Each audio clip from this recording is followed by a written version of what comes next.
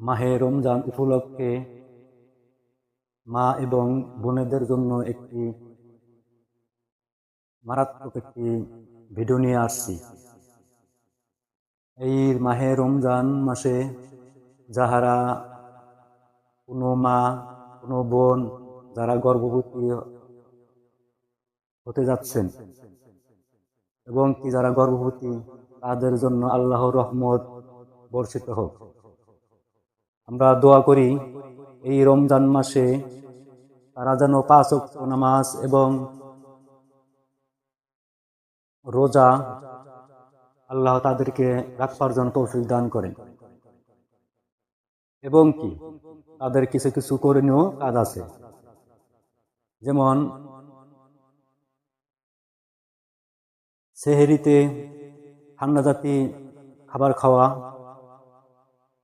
সারাদিন যেন পানির পিপাসা না আসে।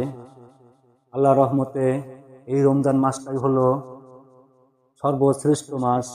দ্বিতীয়তে হলো আপনার দিন আসছে ছোটর ভিতর শীতকালের অংশ। আমরা বিবেচনা করে বের করেছি এই রমজান মাসে শতকরা 85 থেকে 90% লোক রোজা থাকতে পারবেন। আর যাহারা রোজা থাকবেন মা ও বোনেরা, আপনাদের রিকোয়েস্ট করি, যেহেতু যাদের গর্ভে সন্তান আছে আমরা চাই এই সন্তানটি নেককার হোক। এই সন্তান আপনাদের মুখ উজ্জ্বল করবে। এই সন্তান সুস্থ রাখার জন্য, আপনার শরীর সুস্থ রাখার জন্য আমাদের দুটো সাইডে দিক ফলো করতে হবে। যেমন সেহরিতে ঠান্ডা জাতি তরল জাতীয় জিনিস খাবেন।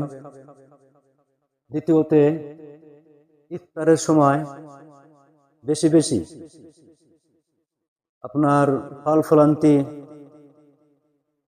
খাবেন, যেমন লেবুর রস, মালদা এবং কমলার রস, আপনার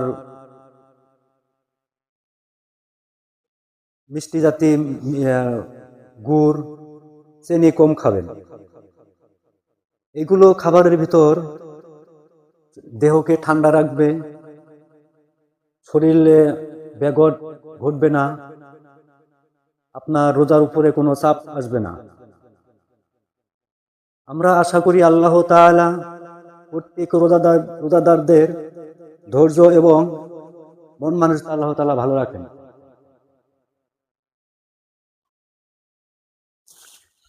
যেমন রাত্রে সন্ধ্যা রাতে আপনারা কিছু ডাউল খাবেন, কিছু শাক খাবেন, সবজি খাবেন, মাছ খাবেন,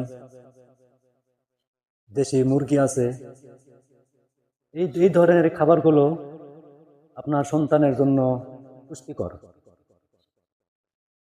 এই খাবারের উপর নির্ভর করবে আপনার সন্তানের মাথায় ব্রেন, শরীরের গঠন।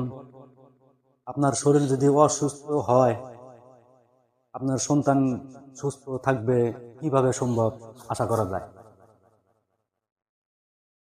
আমরা আশা করি প্রত্যেকটি মা এবং বোনেরা নিজের শরীরের উপর খেয়াল রাখবেন। গর্ভাবস্থা থাকাকালীন আল্লাহ তাআলার নিয়ামত, বরকতময় কোরআন তেলাওয়াত, 5 ওয়াক্ত নামাজ যদি পারেন, নামাজগুলো একটু নফল নামাজ একটু বেশি বেশি আদায় করবেন। এর মধ্য দিয়ে আপনার শরীর আল্লাহর রহমতে আল্লাহ তাআলা সুস্থ রাখবেন। এর পাশাপাশি খাওয়া দাওয়া যদি ভালো করেন, রমজান মাস আপনার মনেই হবে না। রমজান মাস হলো একটা বরকতময় মাস। রমজান মাস একটি গুনাহ মাফের মাস। এই রমজান মাস অনেকই মা এবং বাবা অনেক দাদা দাদি কেউ পাবেন এবং কি কেউ পাবেন না। আমরা আমাদের তরফ থেকে আল্লাহর পক্ষ দোয়া করি, হে আল্লাহ, আমাদের যেন এই রমজান মাস শেষ পর্যন্ত আমাদের হায়াত দান করো। 5 ওয়াক্ত নামাজ, রোজা এবং মানুষের সাথে আচার ব্যবহার কেউ যেন খারাপ না বলতে পারে।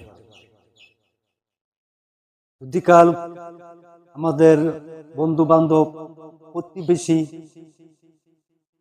আমরা খেয়াল রাখবো আমার দ্বারা যেন তাহারা কোনো কষ্ট অনুভব না করে, আমার দ্বারাই কোনো কটু কথা না বলতে পারে, গীবত না করতে পারে। আরেকটা বিষয় হলো, এই রমজান মাসে রোজা রাখলাম এবং কি 5 ওয়াক্ত নামাজ পড়লাম, ইফতারি বিতরণ করলাম, এর মাঝামাঝি যদি কাল আপনি মনে করেন একে অপরের গীবত আমরা পেশ করি রোজা থেকে, রোজা হবে কিনা এটা একমাত্র আল্লাহ তাআলাই ভালো জানেন, এবং কি রোজা হবে কিনা আল্লাহ নিশ্চিত ভালো বলতে পারেন। মানুষের গীবত, মানুষের অন্য অন্য খাবার যা আমরা বিলাচ্ছি, এটা আল্লাহ তাআলার কাছে গ্রহণযোগ্য হবে কিনা একমাত্র আল্লাহই ভালো জানেন। আমরা আশা করি এই ধরনের কাজ থেকে আমরা বিরত থাকব।